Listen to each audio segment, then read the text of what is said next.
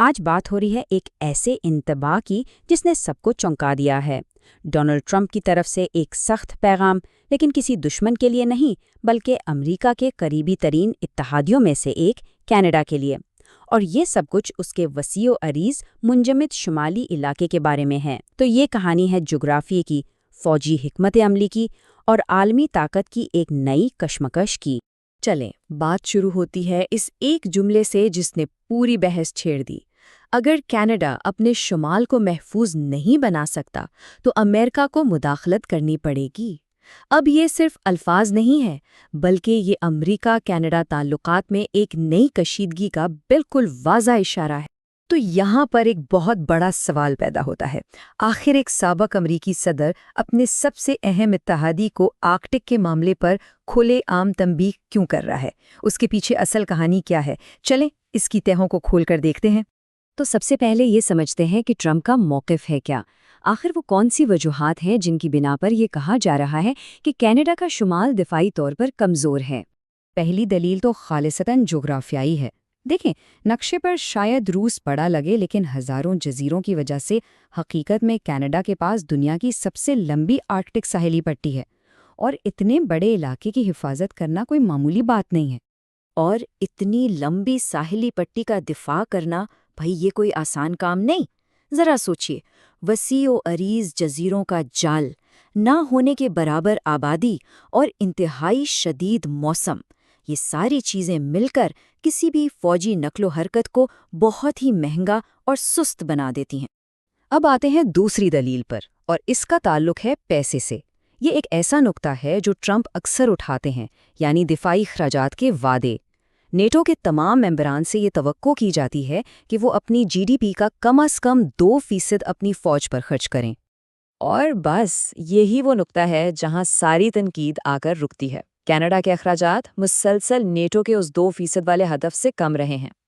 تو ٹرمپ کے نقطہ نظر سے اس کا سیدھا مطلب یہ ہے کہ کینیڈا اپنی ذمہ داری پوری نہیں کر رہا اور امریکی سیکیورٹی سے مفت میں فائدہ اٹھا رہا ہے۔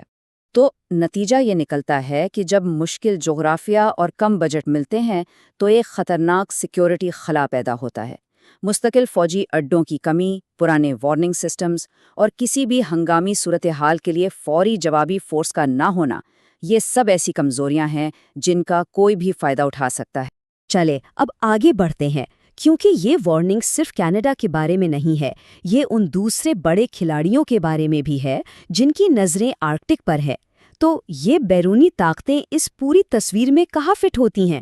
ٹرمپ کا انتباہ آرکٹک میں 2 بڑے حریفوں کی طرف اشارہ کرتا ہے، لیکن مزے کی بات یہ ہے کہ دونوں کا کھیل بالکل الگ ہے۔ ایک طرف روس ہے جو سیدھی سیدھی فوجی طاقت دکھا رہا ہے، اور دوسری طرف چین ہے جو زیادہ ہوشیاری سے اقتصادی اور سفارتی راستے اپنا رہا ہے۔ روس کا طریقہ تو بالکل صاف ہے، سیدھا سیدھا فوجی طاقت کا استعمال۔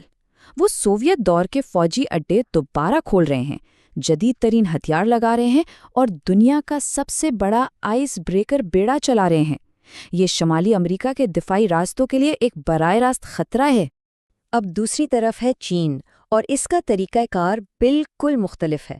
دیکھیں، ان کی آرکٹک میں کوئی ساحلی پٹی تو ہے نہیں، تو انہوں نے اپنے لیے ایک نیا درجہ ہی بنا لیا، نیئر آرکٹک اسٹیٹ، یعنی آرکٹک کے قریب کی ریاست۔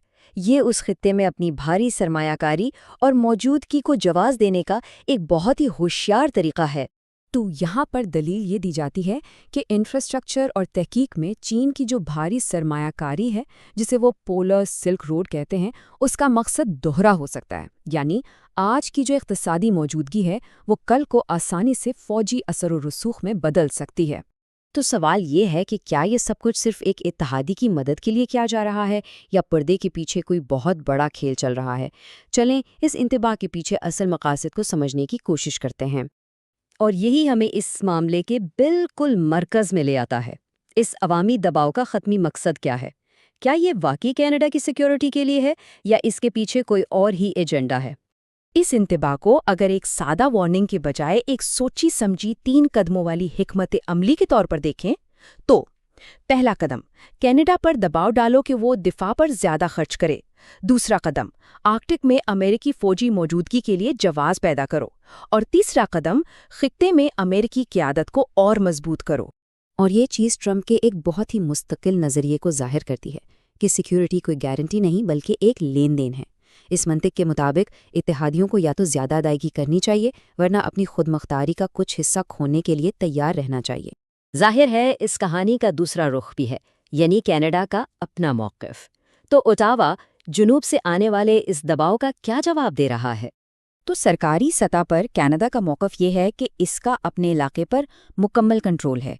वो ये भी कहते हैं कि वो अपनी दिफाई सलाहियतों को पहले ही जदीद बना रहे हैं, जिसमें नए बहरी जहाज़ और जदीद रेडार सिस्टम्स शामिल हैं। और बस यहीं पर दोनों मुल्कों के नज़रियात का बुनियादी फ़र्क सामने आता है। कनाडा एक ऐसा निज़ाम चाहता है जिसमें तमाम आर्कटिक ममालिक मिलकर काम करें, ना कि ऐसा निज़ाम जिस पर किसी एक ताकत यानी अमेरिका का गलबा हो। अच्छा, अब ज़रा एक कदम पीछे हटकर पूरी तस्वीर को देखते हैं। आखिर ये मुंजमद खित्ता अचानक एक आलमी हॉटस्पॉट क्यों बन गया है? ऐसा क्या है कि दुनिया की नज़रें शमाल की तरफ लगी हुई हैं? देखें, हो ये रहा है कि आर्कटिक की जो बुनियादी हैसियत थी वो पूरी तरह बदल रही है। जो इलाका कभी एक दूर दराज मुंजमद रुकावट समझा जाता था, अब वो तिजारत और फौजी ताकत के लिए एक मरकज़ी शाहरा, एक स्ट्रेटेजिक हाईवे बन रहा है। तो ये वो वजूहात हैं जिनकी वजह से शमाल में अचानक इतनी हलचल मच गई है। पिघलती हुई बर्फ नए तिजारती रास्ते खोल रही है, तेल, गैस और कीमती मादनियात जैसे वसी कुदरती वसाइल तक रसाई दे रही है, और हाँ, फौजी नकलो हरकत को भी तेज़तर बना रही है। तो ये सब हमें एक आखिरी और शायद सबसे अहम सवाल पर लाकर छोड़ देता है।